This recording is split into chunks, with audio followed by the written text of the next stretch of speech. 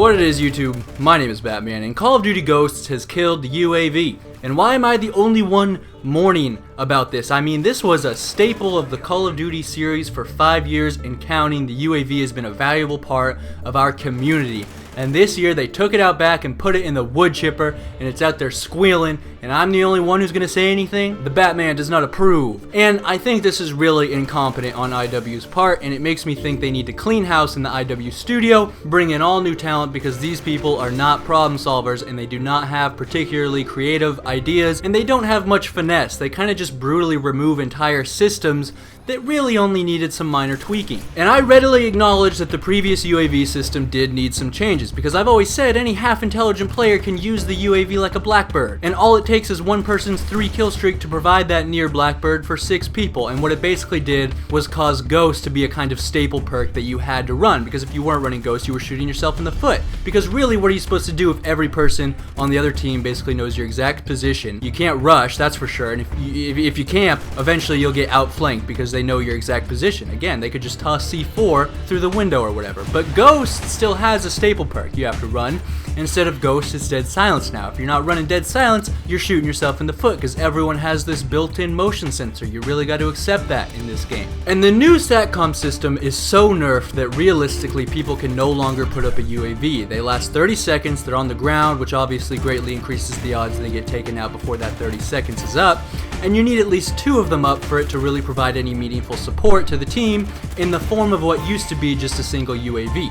The system with one SATCOM up, where you can see on your minimap only people who are in your teammate's field of view, is the most painfully redundant and pointless mismanaged idea I've ever heard of. For starters, if your friend can see that guy, he's probably about to kill his ass, meaning that information is now irrelevant to you. Or the guy escapes your ally, but in either scenario, his red dot isn't going to be on your minimap for longer than a second, and on top of that, you have no idea when to be checking the minimap in the first place. The way traditional UAVs worked is they would provide information in waves, right? The line would slide across the minimap and reveal the red dot's location at the time, and you were left to infer what their motives were and or what directions they were heading in. So every 5 seconds, you just take a quick glance at the UAV to figure things out. You see that line sliding across out the corner of your eye, get a tactical update on enemy positioning, all that good stuff. But now, with the SATCOM, because you have no idea when any of your teammates are gonna see a bad guy, you can't consistently rely on your minimap for any kind of information, because you just have to take random glances at it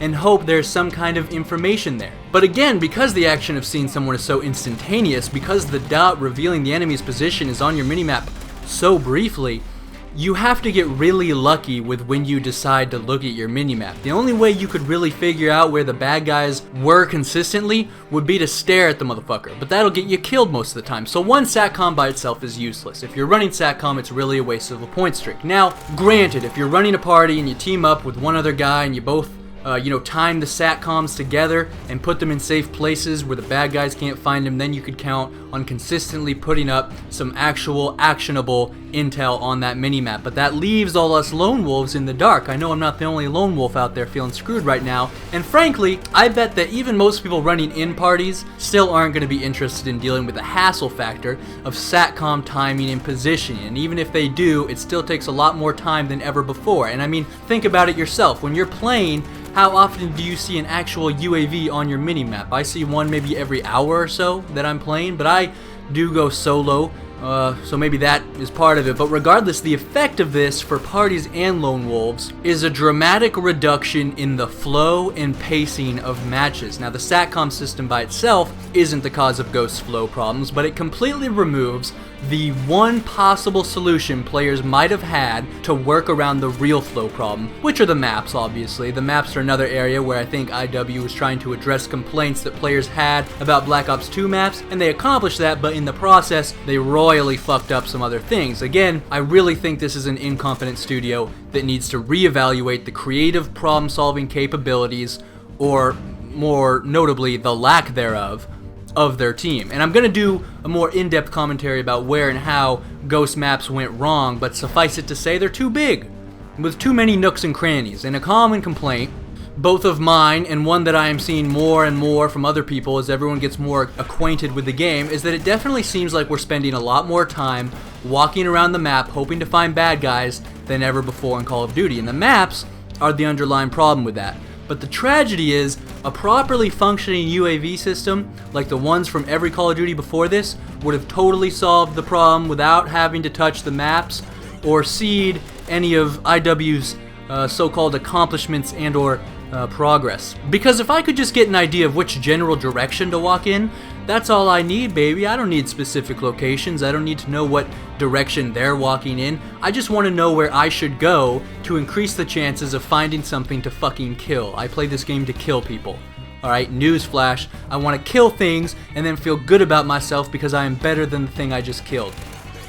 If I wanted to play hide and go seek, I'd go back to preschool. Now on these ghost maps I find myself methodically searching for long periods of time only to get shot from some random direction, or I find the bad guys and maybe have some success, take a couple out, but it's kill confirmed so they spawn in some other random direction that I am totally clueless to because I basically have to play Russian roulette. I have to go searching every nook and cranny just to take an IED to the face. And even on domination, I'm searching all around their flag. I'm deep in the enemy spawn, clearing every room, when suddenly I get shot by some motherfucker on the roof. I didn't even know you could get on that goddamn roof.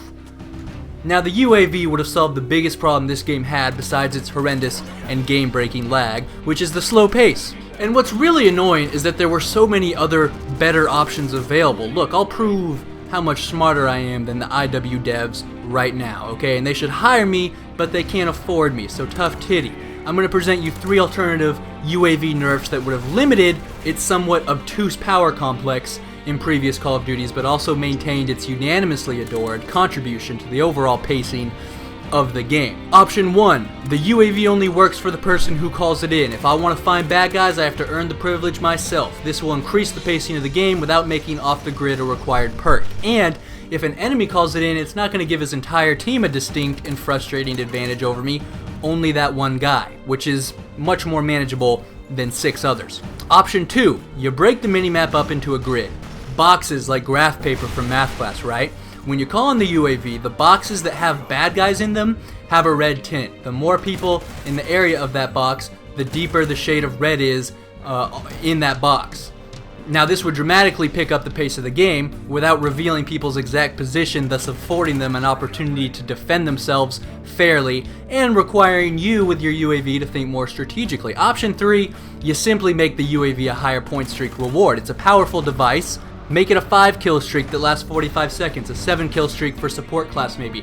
Something like that would, again, pick up the pace of the game, but ensure that it's not this 24/7 easy mode ordeal that requires, staple perks like Ghost or Off the Grid to deal with. And so that's how I feel about things in the world of Call of Duty right now. I am very disappointed.